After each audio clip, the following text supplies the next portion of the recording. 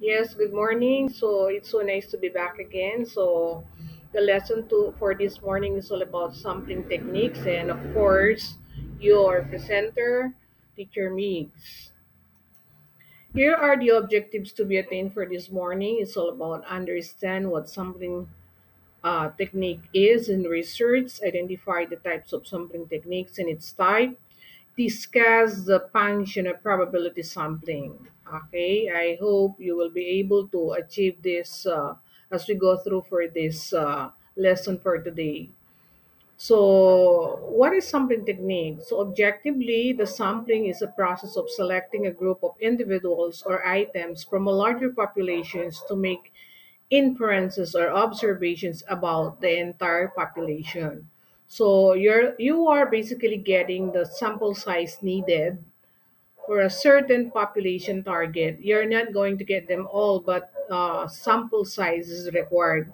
And in going through, you need to go through with the so-called sampling techniques and sampling procedure. Okay, let's continue. So we have this what you call types of sampling techniques. So as you can see, we have this probability sampling and non-probability sampling. If it is probability sampling, this is basically used for quantitative research where each item of the population has an equal chance of being selected and participated. So everyone in the population target is being given a chance to be part of this to be part and be given a chance to be selected and participated in this kind of research.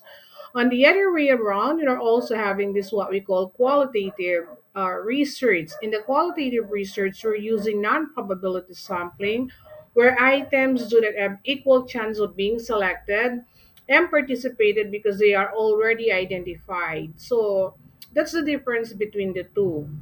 All right, let's continue. Now we have techniques of sampling. Under the probability, we have this simple random sampling. We also have systematic sampling, stratified, and cluster sampling. Whereas on non-probability sampling, it as purposive, convenient, voluntary, quota, and snowball sampling.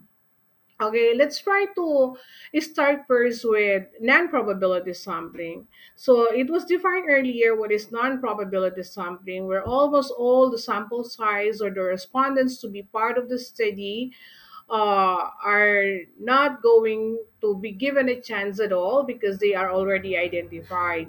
There is a source of being biased because all the participants here are already identified. For example, if your subject has something to do with those students who merely become absentees in their class, therefore they are already considered as your subject for this study. So let's try to go over with this one. We have these types of non-probability sampling, and we're calling it purposive sampling. The purposive sampling, you already identified who are those person involved, who are those participant involved in the study. For example, if your subject has something to do with those students who became pregnant at their young age, of course, basically speaking, they are the one who will serve to be your participants in the study because they are the one who went through with this experience. And then you also have this convenience sampling.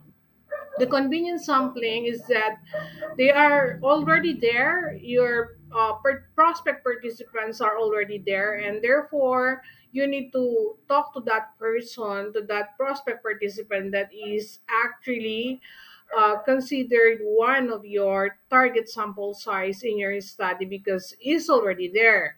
The person is already available. And then the other one is a voluntary sampling where the subject here is that you are offering yourselves to be part of this study because you are considering yourself that you tend to be more useful in the study.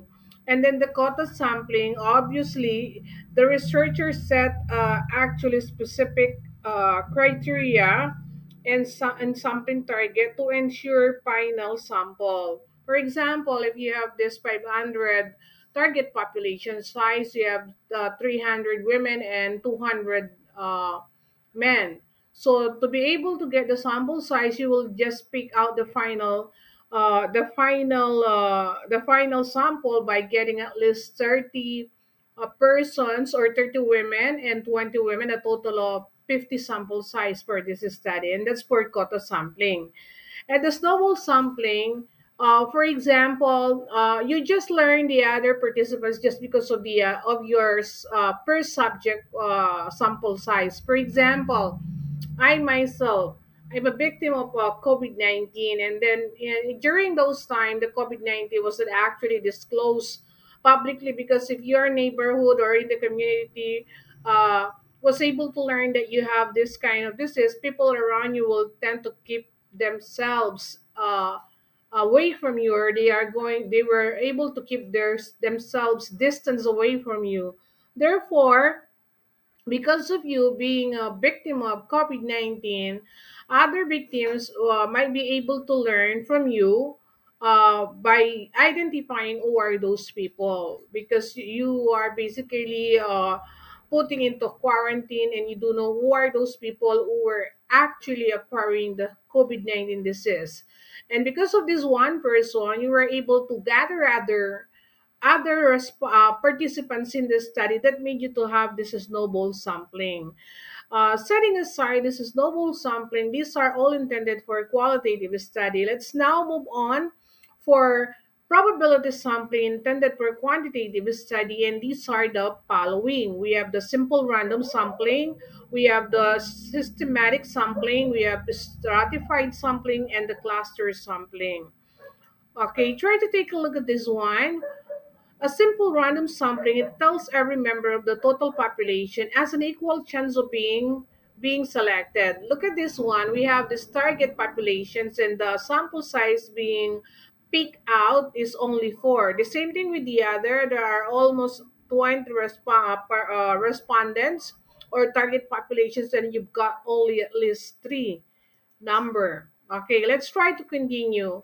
So when it comes to simple random sampling, it has 3 types. The first one is what you call the fishbowl technique, the roulette wheel technique, and the use of table of random numbers. Let's try to study first the fishbowl technique.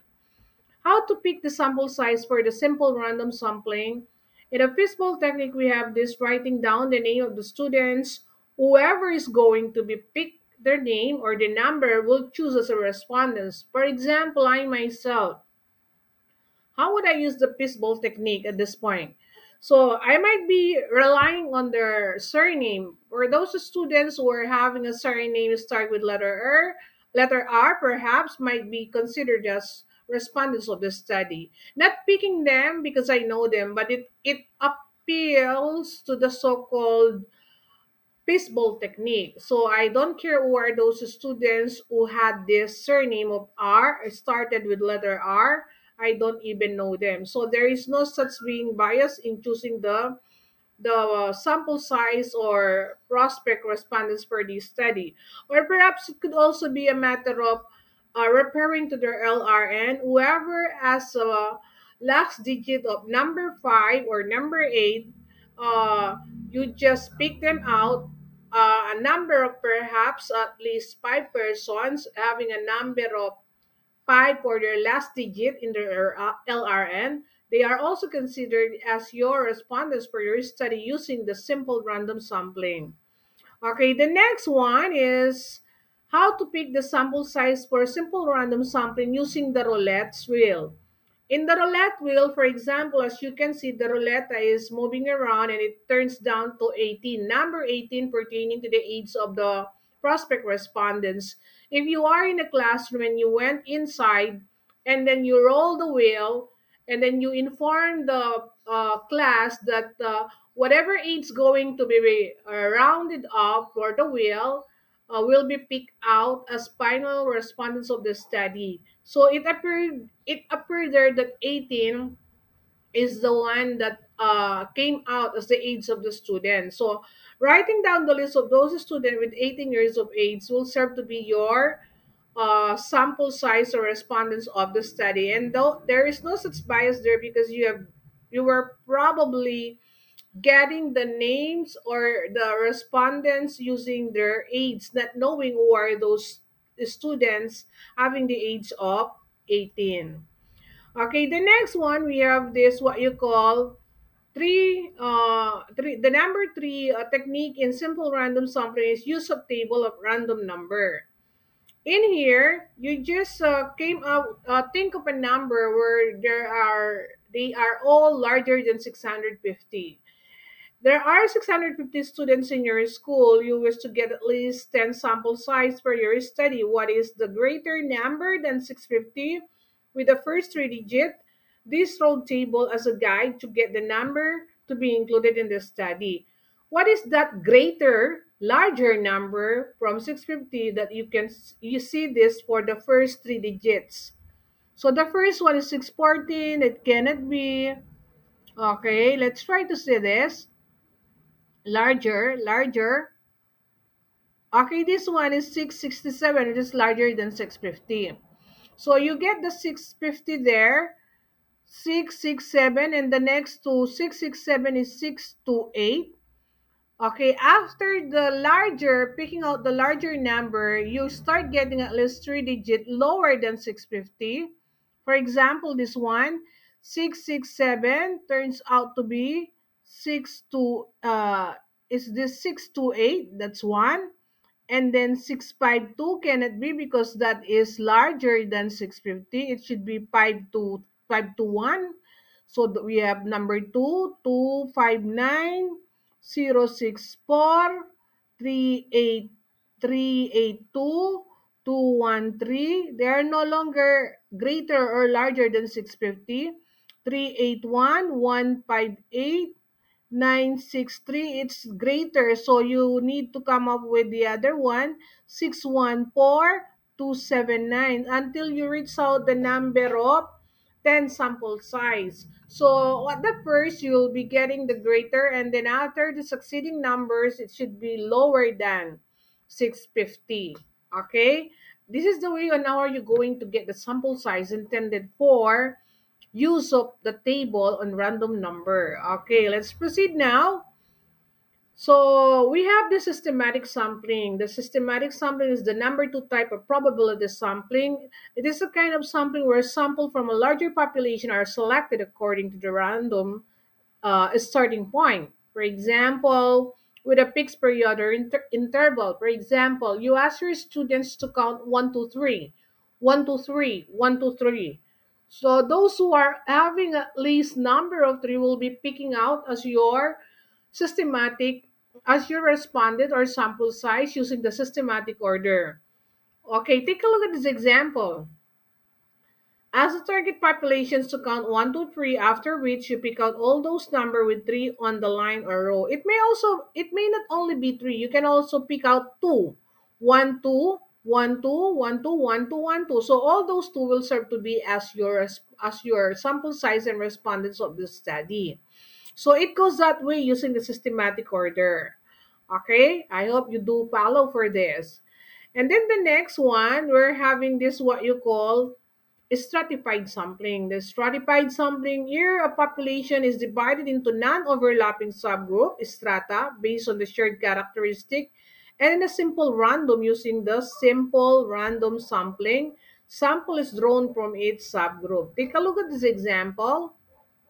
Okay, you have grouped the subject target population size, perhaps according to their education, according to their age, according to their gender. You've grouped them. After grouping them, okay, label them as or ask them to count. Okay, label them by 1, 2, 3, 4, 5, 6, 7, 8, 9, 10. After which, go back to the same procedure for SRS. What is SRS? The simple random sampling. So since you have already labeled them as 1, 2, 3, 4, 5, 6, 7, 8, 9, 10, now it's about time for you to go for the simple random sampling. Okay, for example, for for simple random sampling, you pick out here as those with number of 2, 3, 6, and 7. You got for there for number for color blue and color black. What are those other number that you didn't get there? You have one, okay, one, six, okay, 168, 9. And then the other one is 3, 4, 7, 10. So you pick out 1, 2, 3, 4, 5, 6, 7, 8, 9, 10, 11, 12. So you've got 4 for the blue, you got 4 for the black, and for the maroon, you also got for a total of 12 respondents. At first, you just group them according to their education, according to their gender, and then you label them as 1, 2, 3, 4, 5, 6, 7, 8, 9, 10. And then you just pick out the number whoever those number have. You did not pick out because you do know the person. You pick up them according to the process of simple random sampling. Okay, the last one, we have this cluster sampling. It is a statistical method where a population is divided into naturally occurring non-overlapping groups called cluster, and then a random sample of this cluster is reflected for the study. Let's try to see the sample here. Okay, the sample is that assuming your subject is about the professionals, okay, the what is street entailing large number of professional in your place? You came to learn these professionals are most likely to be found in the main street, so never bother yourself with the other street. The first one here is the first one here is the Maple Street, and then the second one is the main street, and the third one is the first street. Since you have already learned that in the main street that most of the person involved in the main street are considered professionals, so you're going to go there. uh, and those people, since they are there, it is what you call cluster sampling. Seems there's a little bit bias because you are after with those people whom you think that they are all professionals. So this is for cluster sampling. Okay, so I hope with the different sampling technique for probability, I was able to enlighten you about the way on how are you going to choose your sample size. And then this one, after deciding what sample size are you going to do, you need to come up into so-called Sloven's formula. The Sloven's formula is used to compute for the sample size in a study given to the total population and margin of error, where small n is stand as your sample size, capital N is the total population, 1 is constant, plus the population, total population with a margin of error, and then a square root. So in here, there must be a computations to be followed so that you will be able to determine how many number of sample size required for this study. Okay, and these are the references, image references that I just lifted from the YouTube. I hope I have enlightened you so much for this. Okay, that's all for this morning. It's all about sampling techniques for quantitative research. So have a nice day to everyone. Good morning.